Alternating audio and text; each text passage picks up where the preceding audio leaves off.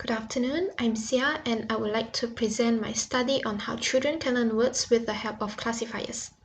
So in the flash poster, I asked the question of whether children will rely on mutual exclusivity or classifiers if these two are in conflict with each other.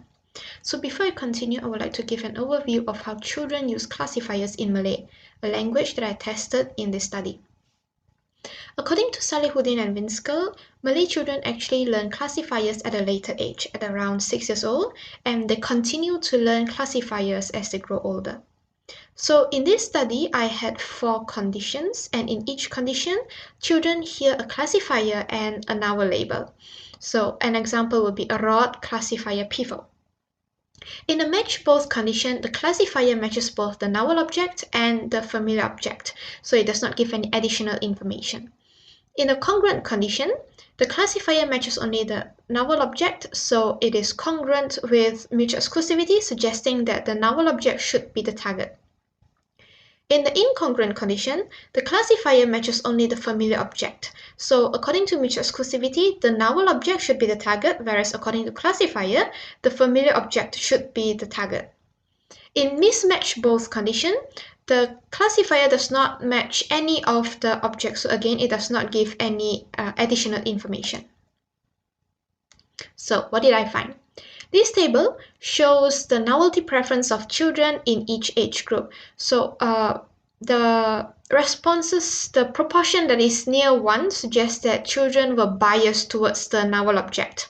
And we can see that in the congruent condition, older children were more likely to select the noun object, whereas in the incongruent condition, the older children were more likely to select the familiar object compared to the younger children.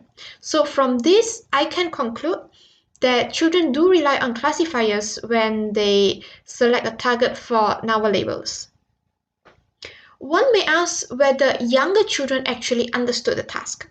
I would say yes, based on the breakdown of performance in different classifiers.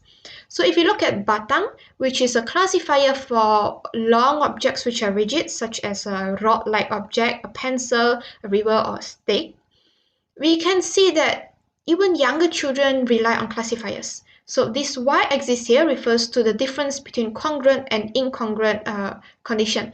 So 1 means that children rely on classifiers because children selected the noun object in congruent condition but selected the familiar object in the incongruent condition. For utas, which is a classifier for long objects, but this time they are flexible, such as a rope or a necklace, we can see that younger children did not rely on classifiers, whereas older children did. And for ketul, a classifier for 3D objects such as stones, we can see that even for older children did not rely on classifiers. So I conclude that children are flexible learners. They are able to use classifiers when it's available, when they understood them. I also provided support to Salihuddin and Winskell because I found that Malay children acquire classifier at a later age, at around 6 years old. Also, I found that usage of syntactic cues is universal. It is also available in Malay. Thank you very much.